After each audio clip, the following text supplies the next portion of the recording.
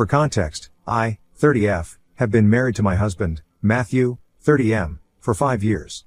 He had an older brother, who was also married. His brother, Colin, 35M, and his sister-in-law, Jackie, 32F, had been married for 7 years. Matthew and I met when we were in business school and had been with each other for almost 7 years before we finally got married, so we have been together for 12 years if we're counting that. Colin and Jackie met through friends and they had been together for 2 years before they got married, so they had been together for almost 9 years, which is also a really long time. All of us always got along really well. Both Colin and Jackie were really good friends of mine, too. We could go out on double dates and stuff and I treated the two of them like my own family. That's how much I love them. Colin and Jackie also became parents a year ago and I had even babysat for them several times, never knowing the truth.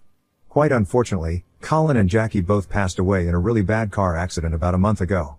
It was a tragedy that literally shook up our entire family, and their funeral was probably the saddest I have ever felt in my entire life. Both my husband and I are inconsolable and I think we were the ones who had cried the most that day. It has been very difficult for us as a family, with this and coping with the grief of what has happened. The worst part of all, and maybe the best as well, is that they left behind their 1-year-old daughter.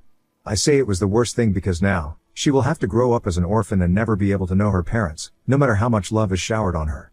Nothing will ever make up for that, but I am happy that she survived since she was at home and wasn't in the car with them. Since we did not know what to do after her parents had passed away, my in-laws decided that they were going to take care of her for the time being, until they knew exactly what to do. My in-laws would have gladly taken her in, but unfortunately, my father-in-law suffers from motor neuron disease, and my mother-in-law spends most of her time trying to take care of him. So it's not possible for them to take their granddaughter and raise her since it'll be a lot of work, and there's also the fact that both of them are quite elderly and can't run around behind a 1-year-old. Nevertheless, they still agreed to take care of her until Matthew had figured out a way to deal with this. Now, personally, I did not have any problem with babysitting, but I had made it very clear to Matthew that I did not see myself taking on the role of a mother at any point in the future, and both of us had discussed this several times, and had come to the conclusion that we did not want kids. So as much as I loved Jackie's daughter, I could not raise her because that was just too big of a commitment. And I was not interested in being a mother. So it was better for me not to be a mother than to be a bad one, so Matthew and I started looking for people who were willing to adopt. We were lucky that their daughter was still young and hadn't known her parents for long enough, so the adoption procedure was going to be easier for her than it would have been had she been slightly older. She had been living with her grandparents for the last few weeks, but then, 9 days ago, Matthew brought her home after work and informed me that he had taken over her responsibility, and now, it was going to be the two of us who had to take care of her until we had found the right people to adopt her and make her part of their family now. I agreed to that because I knew it was going to be a temporary arrangement and eventually, we would be able to find a loving home for her. Besides, after what had happened to Colin and Jackie, I did not have the heart to say no, and both of us were still grieving them, so I did not feel right to say that I would not be willing to take care of their daughter. It was kind of difficult because both of us had to compromise on our work hours and come back home earlier than usual, since the sitter was not willing to stay that long and was asking for an exorbitant amount of money, which did not seem right for our budget. We had to make a lot of changes around the house in a few days, but I was ready to do it all, for the sake of Colin, Jackie, and their daughter.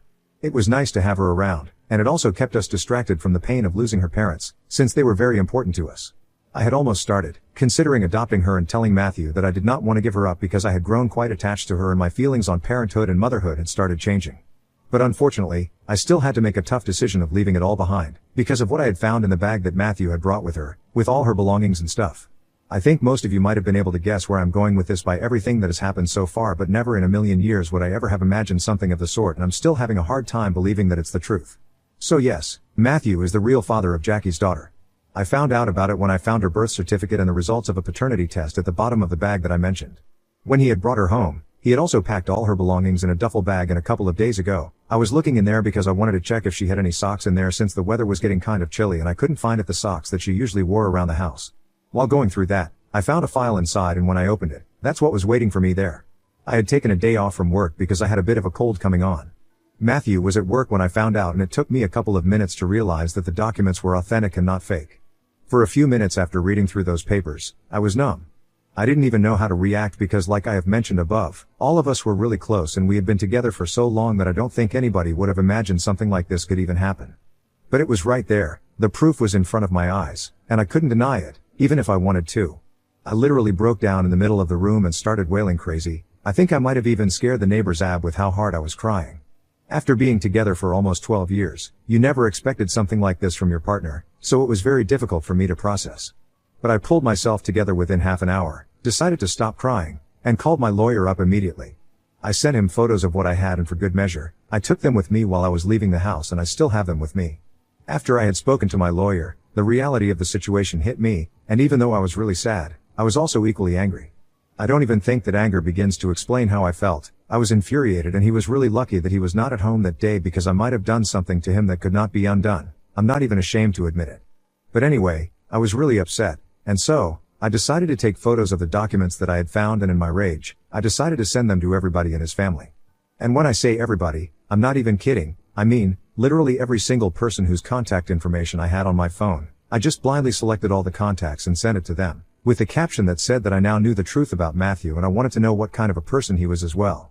After sending that text, I started packing my things as quickly as I could, so I would be able to get out of the house before Matthew came back home.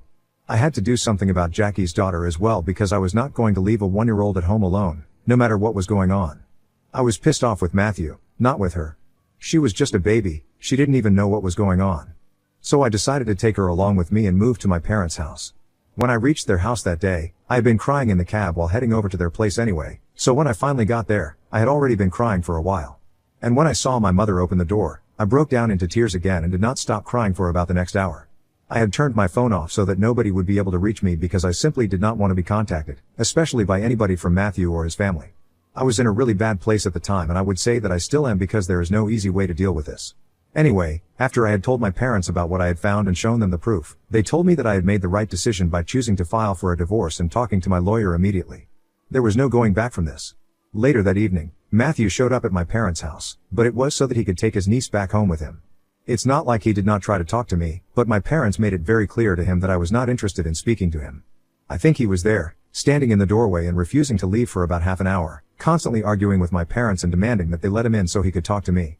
He insisted that he could explain everything, but I'm not an idiot. What happened? No explanation of his was going to change the truth. I was really disappointed, and part of me actually wanted to go down and talk to him myself so that I would at least be able to get some clarity or some closure, but I decided against it because I did not trust myself or my emotions, and I did not want to act rashly. Everything was still very fresh that day, and I couldn't deal with any of this drama at that point. So I chose to stay in my room quietly and let him argue with my parents and then leave, instead of going downstairs to talk to him myself. So he left with his niece, and I only turned on my phone after that. As soon as I turned my phone back on, I was bombarded with messages from everybody who had received my text earlier, where I had sent them the pictures of the documents and talked about how I finally knew what Matthew really was and what he had been up to behind my back. Everybody was apologizing, even though it was not their fault, but I could sense that even though they were apologizing, it was more like, "We are sorry, but now that it's done, you have to take him back because you guys have been together for so long," and not, "We are really sorry that this happened to you, and, whatever you think is appropriate, you should do that." Most of the messages that I received had that vibe. People were saying things like, "This is unacceptable, it's outrageous," and whatnot, but the next message was mostly just them talking about how we had been together for 12 years and how they did not want to tell me what to do, but they were sure that we would be able to work things out and would really love for us to stay together. They did say that ultimately, it was my call to make, but I knew that if they got to know that I had already spoken to my lawyer and filed for a divorce, they would not be pleased with that. I have not blocked Matthew anywhere yet because I'm still just very confused about what I should do. He has been sending me messages and trying to call me ever since I left, but I haven't been responding because I just don't know what to do now. Mother sent me a message last evening, saying that there is an explanation for all of this, but she thinks that it would be better for Matthew to explain it to me, and for that to happen, I have to actually speak to him. She kind of implied that I shouldn't just cut him off so he's still without even bothering to hear his side of the story, and that I need to talk to him at least. So I messaged her back, finally, saying that I did not need to respond to him because I had seen with my own eyes what the documents said, and I knew the truth now. I highly doubt that he would be able to say anything that could change the fact. And she told me that I had seen what was true, but I still needed to talk to him to get to the bottom of this. Not doing so would just make it so much worse because people in the family were already reeling from the loss of Colin and Jackie. This would just shatter Matthew and his family. I am in a very difficult position and I have no idea how to go about this. Ida for not wanting to talk to my husband after I found out he was his niece's biological father. Update 1. Hi, after going through the comments on the original post, I decided to talk to my husband after all. I hadn't been responding to any of Matthew's calls and texts, but after reading the comments, I opened his chat and finally replied that I was ready to talk to him. He hadn't said much in his texts, he just kept telling me that he really wanted to talk to me and explain everything. Not that there was much to explain, it's pretty much what I thought, but what he said made me realize that I was right to file for a divorce immediately. I met him this morning, he came over to visit me. He looked very upset and started off by apologizing to me for keeping this a secret for so long. And then, He started telling me that he and Jackie had only hooked up once, and it meant nothing to either of them, and both of them regretted it. I did not buy that because it seemed unlikely that they would get together only once. It was just a gut feeling. And Jackie was no longer here, so she couldn't tell me the truth either. Anyway, he told me that coincidentally, both of us had been fighting and so had she and Colin. He says that he doesn't remember what we were fighting about, but it was something petty and he had left the house in a huff and had headed over to Colin's house to talk to him. But when he got there, he couldn't find Colin, and Jackie explained to him that he had also left because they had been fighting. She looked very upset, and when Matthew asked her what they had been fighting about, she broke down into tears and he started trying to comfort her. She invited him in and explained to him that they had been fighting about whether they were ready for a baby or not. Colin wanted a child and Jackie was just not ready. So that's what they had been fighting about, and he got really mad, so he left to cool down. Matthew started trying to comfort her and one thing led to another, so they ended up sleeping together that day. He told me that and did not come back home until really late that day, and she wanted somebody to be there for her because she was really upset, and that's why he had stayed there instead of coming back, and he apologized to me for making such a huge mistake. He told me that both he and Jackie discussed it later and agreed never to bring it up again because it was just a mistake and it would literally never happen again, since they knew that they loved us and would never do anything to hurt us, which is ironic, given the circumstances. But shortly after that, she got pregnant, and even though she had decided earlier that she did not want kids, as she was not ready yet, she did not want to break Colin's heart, and so she decided to go through with the pregnancy. Both of them were really stressed out until the baby was born, and after that, when they found out her true parentage, they decided to keep it a secret from both of us and agreed that Jackie and Colin would raise their daughter as their own and never bring this up again. Jackie was a lawyer and she dealt with all the paperwork, which is how she was able to avoid Colin finding out about any of the details on the birth certificate. And Colin trusted Jackie blindly, so he never bothered to double-check anything. They had listed Matthew as the true father of her daughter since Jackie had the forethought to think that in case anything happened to her, she would want the baby to go to him next. I can't imagine how Colin was never able to find out about any of this for so long, almost a year. He must have really trusted Jackie, and I guess he was too busy adoring his daughter to care about any of the documentation and paperwork. It was a clever move on Jackie and Matthew's part, not such a clever move to keep the paperwork in the file in the bag and not bother to properly hide it from me. After Matthew was done telling me everything, I told him that it was too late for the truth, and in any case, I had already spoken to my lawyer and started to prepare for a divorce. This did not change my mind in the least. It was overall quite disappointing since I had expected that they would genuinely have an explanation that would change my mind, since they have been behaving like talking to Matthew once would change everything.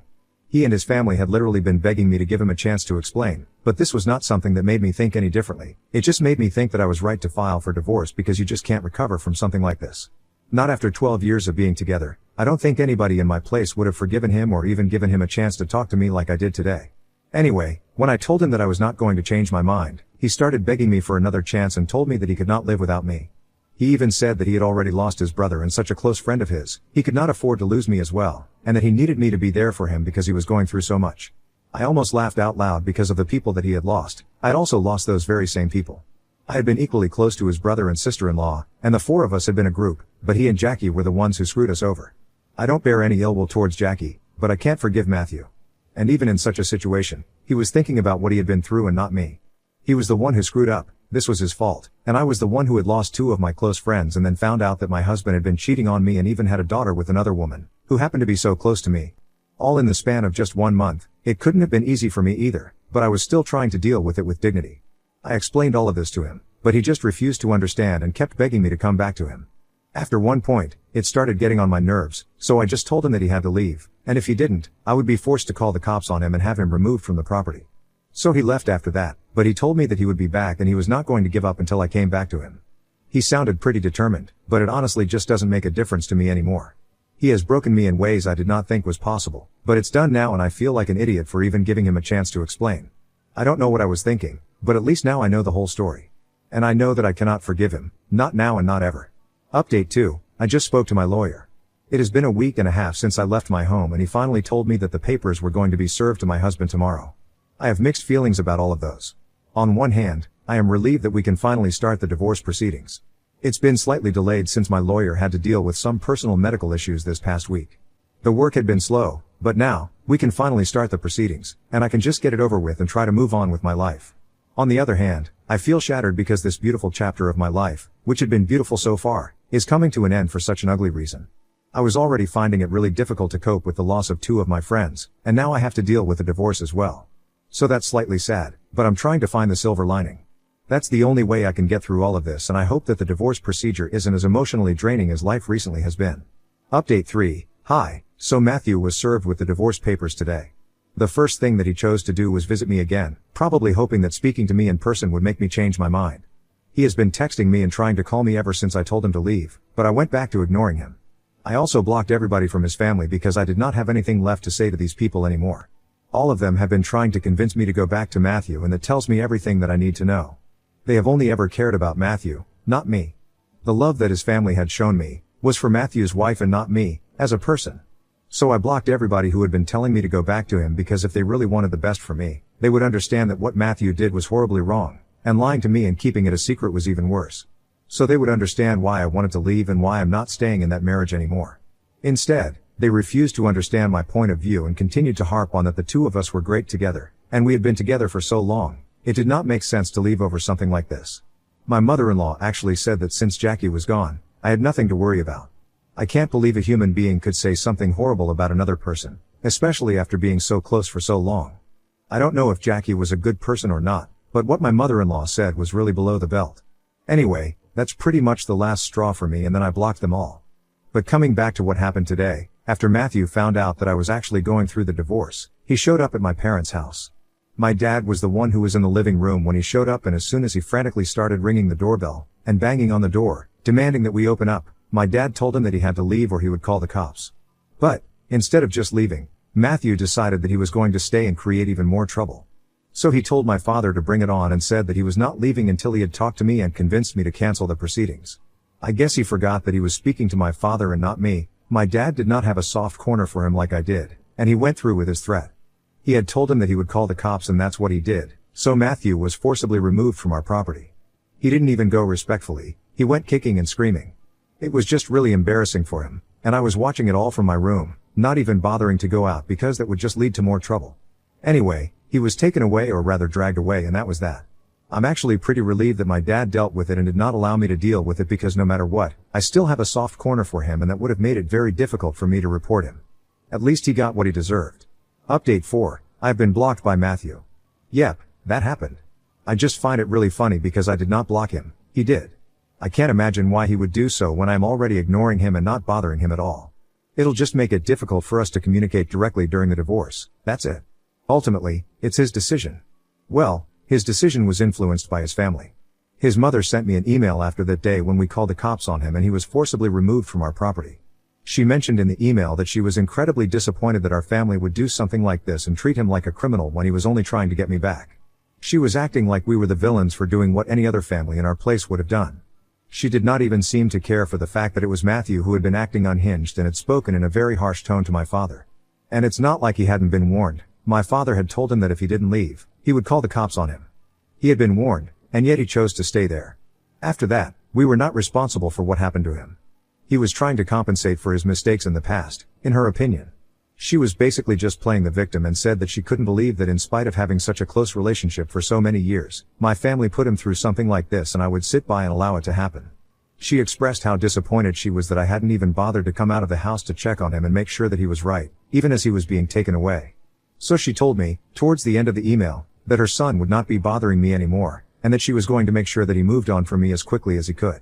Well, good luck to her with that. God knows I want the same things as well for the both of us. But anyway, game on. Now, I'm only going to focus on getting what I deserve from the divorce and nothing else. No sympathy, no mercy, and definitely no soft corners anymore.